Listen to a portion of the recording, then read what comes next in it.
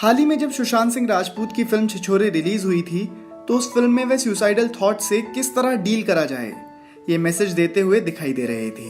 लेकिन आज 34 वर्षीय सुशांत सिंह राजपूत ने खुद जिंदगी के आगे अपने घुटने टेक दिए। कुछ हफ्तों पहले आई इरफान खान और ऋषि कपूर की मृत्यु की खबर से हमारा देश उभर ही रहा था कि 2020 में एक और दुखी करने वाली खबर आ गई।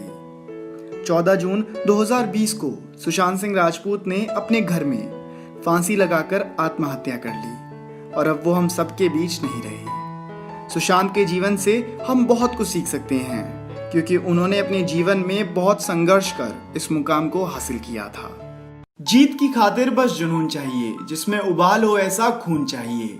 ये आसमां भी आएगा जमीन पर, बस इरादों में जीत की गूंज चाहिए। इसी तरह की गूंज हमने सुशांत के इरादों में भी देखी और इसी वजह से आज उनका नाम हर कोई जानता है।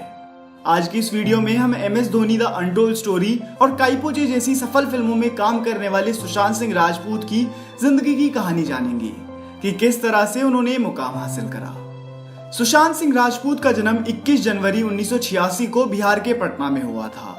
उनके पिता KK सिंह एक सरकारी अधिकारी हैं। सुशांत की 4 बहनें भी हैं, जिनमें से एक नीतू सिंह नेशनल लेवल की क्रिकेट प्लेयर हैं। सुशांत ने बहुत छोटी उम्र में ही, जब वह केवल 12वीं क्लास में थे, अपनी मां को खो दिया था और इसी हादसे के बाद वह पटना छोड़कर दिल्ली आ गए थे। सुशांत की शुरुआती पढ़ाई saint Karen's high school Patna से हुई थी। उन्होंने 11th क्लास में नेशनल ओलंपियाड में फिजिक्स के एग्जाम में गोल्ड मेडल भी जीता था और आगे की पढ़ाई उन्होंने दिल्ली के कुलची हंसराज मॉडल स्कूल से करी।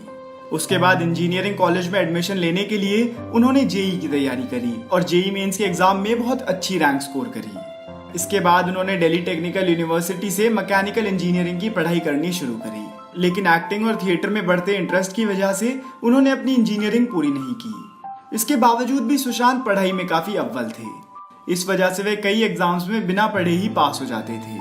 उनका सपना पहले एक एस्ट्रोनॉट बनने का था और वह उसी के लिए दिन रात पढ़ाई भी करते रहते थे। और आपको बता दूं कि इसी वजह से वे एक बार नासा विजिट करने के लिए भी गए थे, लेकिन बाद में उन्हें एहसास हुआ कि वे अपना करियर फिल्मों में बनाना चाहते हैं। इसीलिए उन्होंने इंजीनियरिंग के साथ साथ कोरियोग्राफर शामक डावर की डांस क्लास भी ज्वाइन कर ली। वहां शामक इनके डांस से काफी इंप्रेस हुए और इन्हें अपने मेन डांस ग्रुप में शामिल कर लिया। सुशांत के करियर की शुरुआत बैकअप डांसर के रूप में हुई थी।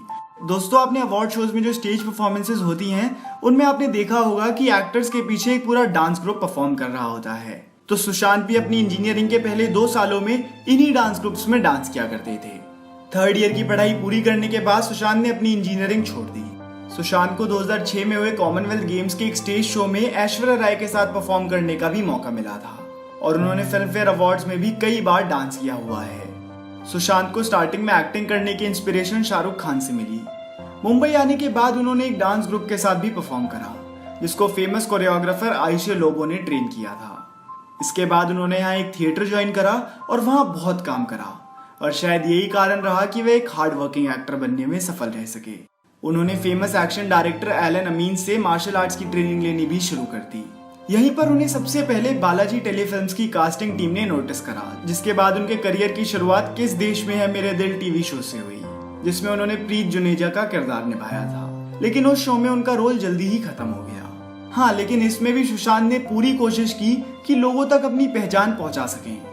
लेकिन इसके बाद जी टीवी का शो पवित्र रिश्ता उनके लिए लाइफ चेंजिंग साबित हुआ और इस शो के जरिए उन्होंने व्यूअर्स के दिल में अपनी जगह बना ली और घर घर की पसंद बन गए।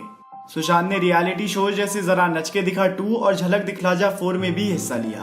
इन्हें टीवी शो पवित्र रिश्ता के लिए बेस्ट एक्टर का अवार्ड भी मिला और कुछ समय बाद ही सुशांत ये शो भी बीच में छोड़कर आउट ऑफ इंडिया थिएटर सीखने जा रहे थे।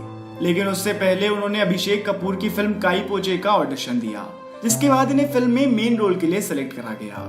फिल्म काइपोचे चेतन भगत की novel the 3 mistakes of my life पर बेस्ड थी। इस फिल्म ने भी थिएटर में खूब नाम कमाया और अपनी पहली ही फिल्म से सबकी नजरों में अपनी जगह बनाने वाले सुशांत का जीवन इतना आसान नहीं रहा था। माँ बाप की इच्छा के बिना उन्होंने फिल्मों को अपना करियर चुना और आज इंडस्ट्री में अपना एक अलग ही मुकाम बना लिया है। काइपोचे के लिए उन्हें बेस्ट मेल डेब्यू के अवार्ड के लिए नॉमिनेट भी करा गया। सुशांत को उनकी पहली फिल्म के बाद जब शुद्ध देसी रोमांस मिली तो उनके बड़े स्टार ना होने की वजह से उनके साथ कोई भी एक्ट्रेस काम नहीं करना चाहती थी और यही वजह थी कि उनकी इस फिल्म में काफी टाइम बाद परिणीति को लिया गया।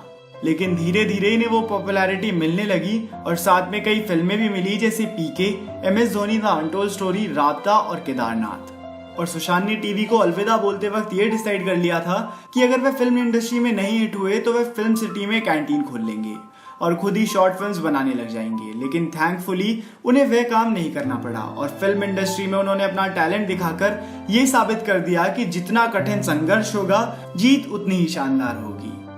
आज बेशक सुशांत हम सबके बीच नहीं रहे, पर उनकी यादें और उनका फिल्मों में शानदार काम हमेशा हमारे दिलों में रहेगा। मैं आपको ये भी बताना चाहता हूँ कि आत्महत्या किसी भी तरह से किसी प्रॉब्लम का सलूशन नहीं होती। अगर आपके आसपास भी कोई ऐसा है जो अपनी जिंदगी में समस्याओं का सामना कर रहा हो, तो आप आगे आकर उनसे बात करो। यही उनकी मदद की तरफ आपका पहला कदम हो सकता है। मेंटल हेल्थ जैसे इश्यूज कितने हावी हो सकते हैं, ये आज हम सभी ने सुशांत की कहानी में देखा। हमें मेंटल हेल्थ जैसे टॉपिक्स पर आगे आकर अपने समाज में बातचीत बढ़ानी होगी, तभी आने वाले समय में बदलाव आ सकेगा।